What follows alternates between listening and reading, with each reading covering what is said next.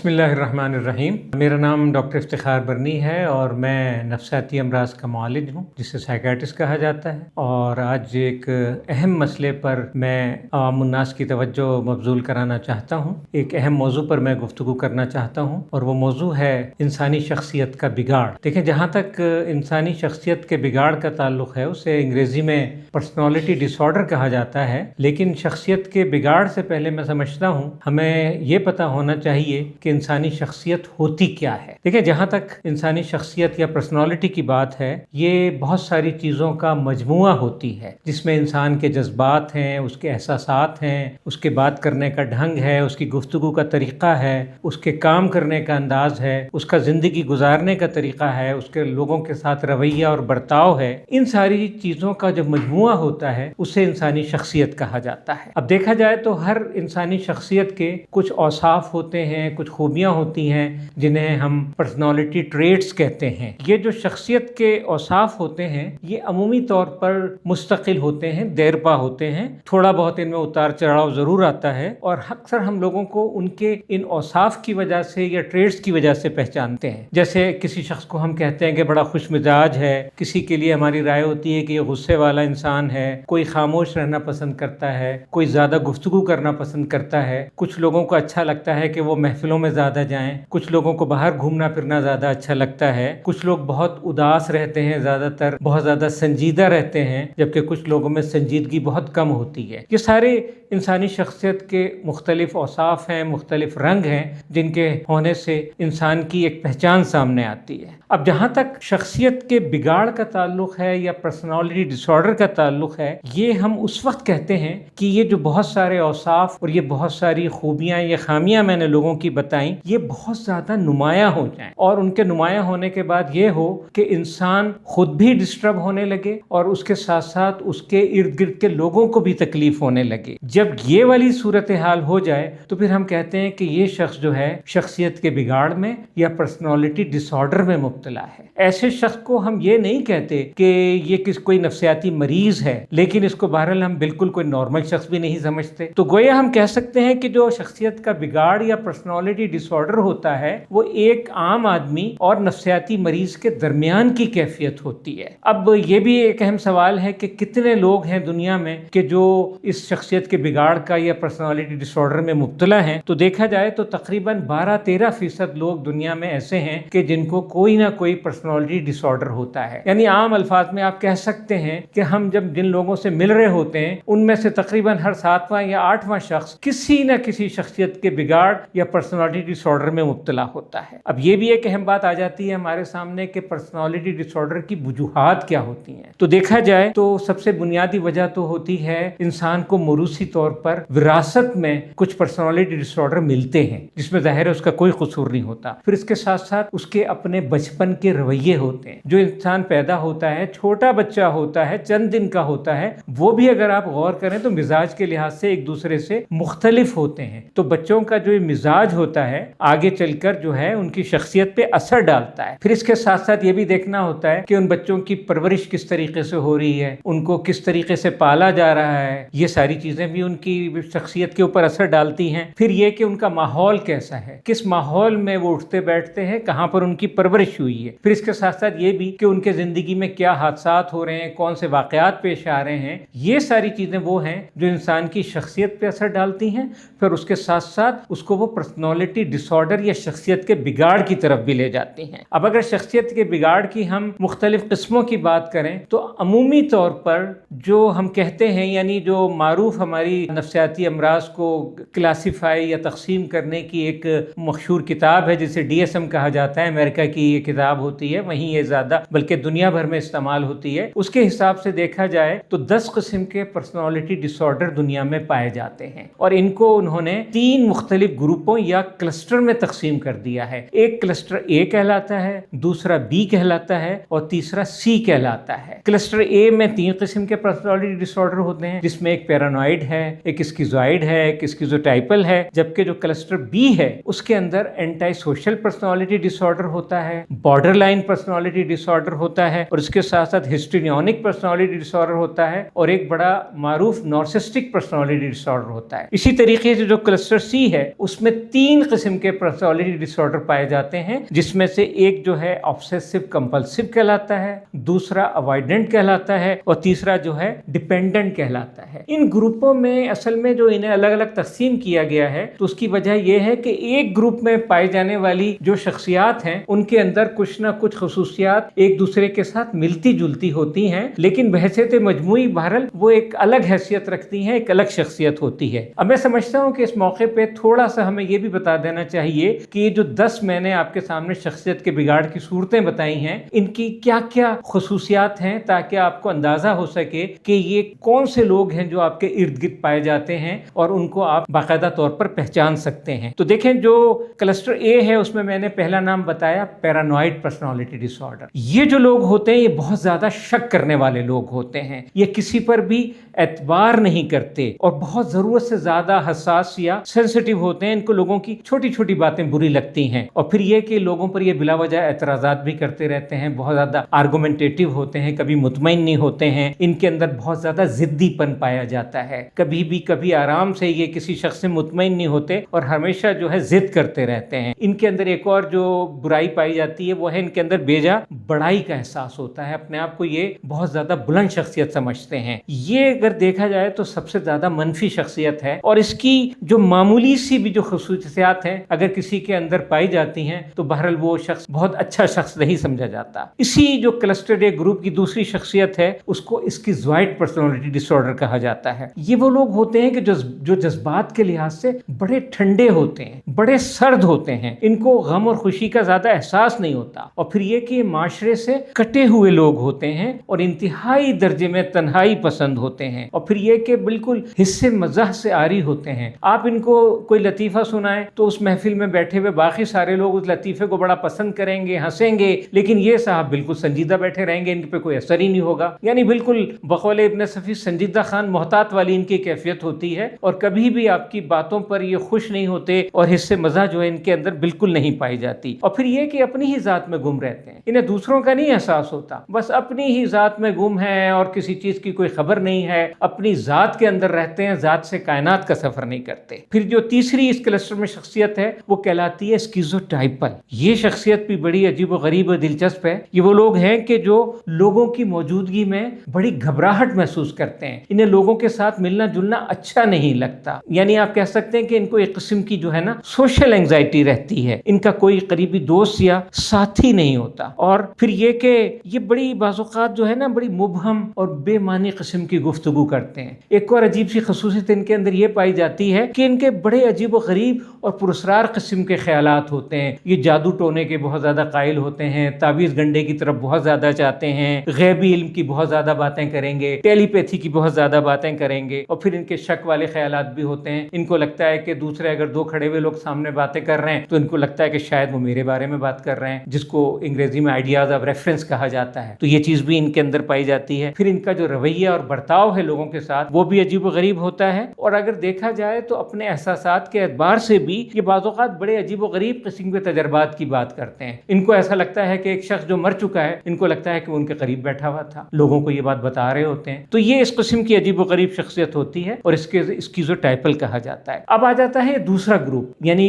Cluster B. اس کے اندر 4 قسم کی جو ہیں شخصیات پائی جاتی ہیں، جن میں ایک شخصیت بہت زیادہ معروف ہے، اسے اینٹائی سوشل کہا جاتا ہے، یعنی غیر سماجی شخصیت، اور اس شخصیت پہ دیکھا جائے تو علم نفسیات میں سب سے زیادہ کام ہوا ہے۔ یہ وہ لوگ ہوتے ہیں کہ جو دوسروں کے جذبات سے بالکل بے نیاز ہوتے ہیں اور کسی بھی قسم کے احساس ندامت سے یہ جو بالکل عاری ہوتے ہیں، ان کو کوئی شرمندگی کا احساس نہیں ہوتا، یعنی کسی قسم کی گلٹ ان کے اندر نہیں پائی جاتی۔ یہ لوگوں کے ساتھ تعلقات اچھے قائم نہیں کر سکتے، اور تعلقات تھوڑے بہت بن بھی جائیں تو ان کو یہ قائم رکھنے میں ناکام رہتے ہیں، اور ان کا بڑا مجرمانہ قسم کا ذہن ہوتا ہے، چوری چکاری کرتے رہیں گے، عجیب و غریب قسم کے کام کرتے رہیں گے جو معاشرہ کبھی برداشت نہیں کرتا، اور پھر یہ کہ یہ اپنے تجربات سے کبھی سیکھتے نہیں ہیں۔ ایک غلط کام کیا ہے تو اس کے بعد آدمی ٹھوکر کھاتا ہے تو سنبھل جاتا ہے، لیکن یہ لوگ وہی غلط کام بار بار کرتے رہتے ہیں، اپنے تجربات سے یہ کچھ بھی سیکھتے نہیں ہیں۔ ان کے اندر غصہ اور تشدد بہت زیادہ پایا جاتا ہے، اور خاص طور پہ اپنے بچوں پر اور اپنے जीवन साथी पर, अपनी बीवी पर ये बहुत ज़्यादा तशद्दुद करते हैं। इनकी शादियाँ अक्सर व बेशतर नाकाम रहती हैं क्योंकि ताल्लुकात नहीं बना पाते और कोई भी शख्स इनके साथ खुश नहीं रहता तो इनकी शादियाँ नाकाम रहती हैं। ये जहाँ काम करते हैं तो वहाँ अक्सर व बेशतर ये नाकाम रहते हैं। इनकी कारकर्दगी जो है, जो परफॉर्मेंस है, वो कभी भी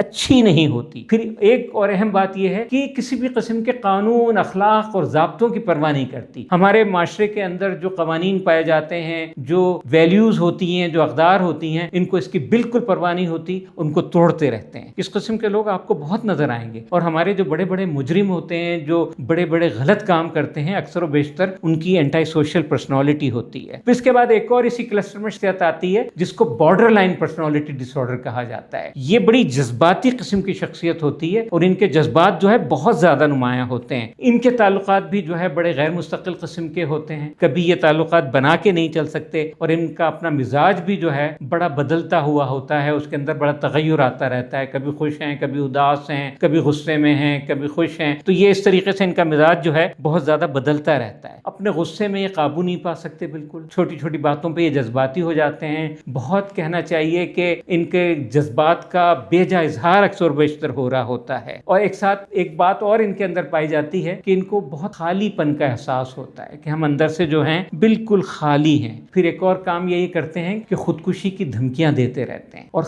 बाज़ औक़ात जो है ये खुदकुशी की नाकाम कोशिशें भी करते हैं। ऐसी कोई संजीदा कोशिश नहीं करेंगे, नाकाम किस्म की कोशिश ये बार बार करते भी रहते हैं और उसकी धमकियां भी देते रहते हैं। इन लोगों का एक और जो बहुत बड़ा यानी खामी होती है वो ये होती है कि इनको अपनी आइडेंटिटी का एहसास नहीं होता, इनको अपनी शख्सियत का एहसास नहीं होता। ये अपनी पहचान की तलाश में जो है हमेशा सरगर्दा रहते हैं, लेकिन हमेशा गैर यकीनी सूरत हाल का शिकार रहते हैं, अपने आप को ये पहचान नहीं पाते। फिर इसके साथ साथ ये होता है कि दूसरों की ये तवज्जो हासिल करने की बहुत ज्यादा कोशिश करते हैं कि इनको दूसरे लोग बड़ी अहमियत दें, इनको तवज्जो दें। और इनको एक चीज और भी होती है कि इनको बड़ा अकेले रह जाने का डर होता है कि लोग हमें छोड़ के चले जाएंगे, हम तन्हा रह जाएंगे। तो इस डर से ये बचने की जो है बड़ी कोशिशें करते रहते हैं। अच्छा, इसी क्लस्टर में एक और शख्सियत है जिसको हिस्टीरियोनिक कहा जाता है। ये भी बड़ी मारूफ शख्सियत होती है, हम जानते भी हैं। उर्दू में भी हिस्टीरिया का लफ्ज इस्तेमाल होता है। अगर दो लफ्जों में बयान किया जाए ये कैसी शख्सियत होती है तो आप कह सकते हैं बड़ी खुदगर्ज और ड्रामाबाज शख्सियत होती है। इनके अंदर फिर अपनी ज़ात का बहुत ज़्यादा एहसास होता है और फिर दूसरों को ये ज़्यादा अहमियत नहीं देते, बहुत खुदगर्ज होते हैं। और फिर इसके साथ साथ ये दूसरों की जो है ना तवज्जो हासिल करने की भी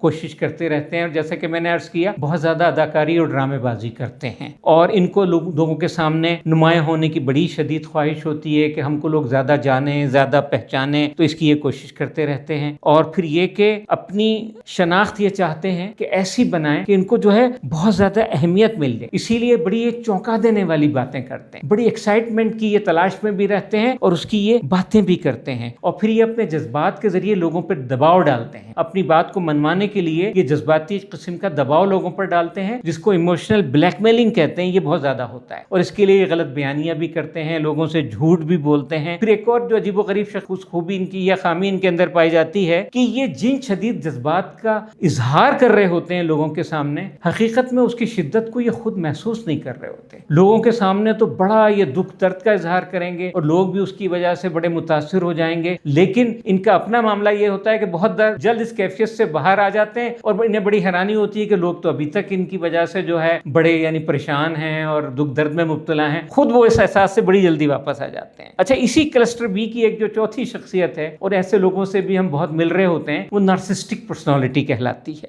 ये वो लोग हैं जिनके अंदर बहुत ज्यादा एहसास बर्तरी होता है, बहुत ज्यादा एहसास तखाफुर होता है। लोगों से ये अपने आप को बहुत ज्यादा बुलंद समझते हैं और दूसरे लोगों को बड़ा कमतर समझते हैं और ये हमेशा बड़ी अजीम कामयाबियों के मुस्तकिल तौर पर ख्वाब देखते रहते हैं और इनकी ख्वाहिश होती है कि दूसरे लोग इनकी बहुत ज्यादा तारीफ करें। और फिर ये दूसरों की तवज्जो हासिल करने की भी शदीद ख्वाहिश रखते हैं और उसकी कोशिश भी करते हैं, लेकिन जवाब में लोगों पे ये कोई खास तवज्जो नहीं देते, बल्कि इनकी आदत ये होती है कि दूसरों का मजाक उड़ाते हैं, उनकी तौहीन करते हैं, उनकी इंसल्ट करते हैं और उनकी इंसल्ट करके और तौहीन करके इनको बड़ी मुसर्रत होती है और उससे बड़ा इत्मीनान हासिल करते हैं। तो ये बड़ी मनफी किस्म की शख्सियत है और ऐसे लोग हमें अपने इर्द गिर्द नजर आते हैं। अब हम आखिरी ग्रुप की तरफ आ जाते हैं जिसे क्लस्टर सी कहा जाता है। इसमें भी 3 किस्म की शख्सियत की बिगाड़ जो है उसके हवाले से शख्सियत पाई जाती हैं। सबसे पहले जिस शख्सियत का मैं जिक्र करूंगा वो एंग्शियस या अवॉइडेंट पर्सनालिटी डिसऑर्डर कहलाता है। ये वो लोग हैं कि जो मुस्तकिल तौर पर घबराहट का शिकार रहते हैं। इनको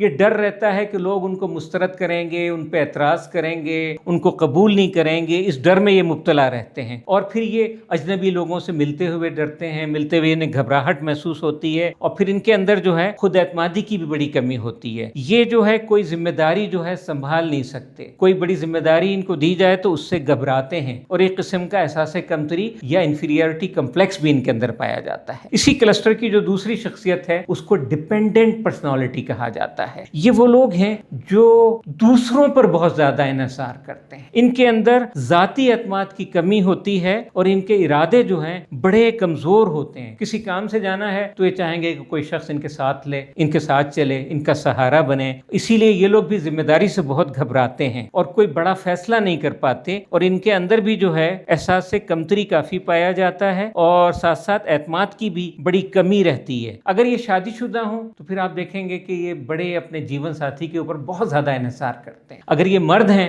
और शादी हो गई है तो ये फिर उस किस्म के लोग होते हैं जिन्हें आम जुबान में जन मुरीद कहा जाता है और बहुत ज्यादा अपनी बीवी के ऊपर ये हर मामले में इन्हिसार करेंगे। इसी तरह से अगर बीवी है तो वो हर मामले में शोहर के ऊपर बहुत ज्यादा इन्हिसार करेगी, यानी बिल्कुल जो सती सावित्री किस्म की खातून है ये वो होती है। फिर इनका मामला ये है कि ये समाजी तौर पर दूसरे लोगों से थोड़ा पीछे रहते हैं, क्योंकि इनके अंदर एतमाद की भी कमी होती है और दूसरों पे इन्हिसार भी बहुत ज्यादा ये करते हैं, तो ये कोई बाकायदा तौर पे रोजगार भी इसलिए हासिल नहीं कर पाते हैं। अक्सर ऐसा होता है। इसी क्लस्टर की जो तीसरी और आखिरी शख्सियत है वो है ऑब्सेसिव कंपल्सिव। अच्छा, ये शख्सियत ऐसी है और इसकी खसूसियात ऐसी हैं कि अगर ये थोड़े दर्जे में और थोड़ी शिद्दत के साथ लोगों में पाई जाएं तो ये बड़ी फायदेमंद होती हैं और ऐसे लोग बहुत नुमाया तौर पे लोगों के सामने आते हैं और बड़े अच्छे अच्छे काम करते हैं। लेकिन यही खसूसियात जब बढ़ जाती हैं तो फिर इनके लिए तकलीफ देह हो जाती हैं। इनकी एक खसूसियत तो ये होती है इनके अंदर बहुत ज्यादा ख्यालात की तकरार आती है, बहुत ज्यादा ये सोचते हैं कि ख्याल बार बार आता है, इनको पता भी होता है कि ख्याल गलत है लेकिन उसको ये जहन से निकाल नहीं पाते हैं। फिर इनकी जो एक खसूसियत है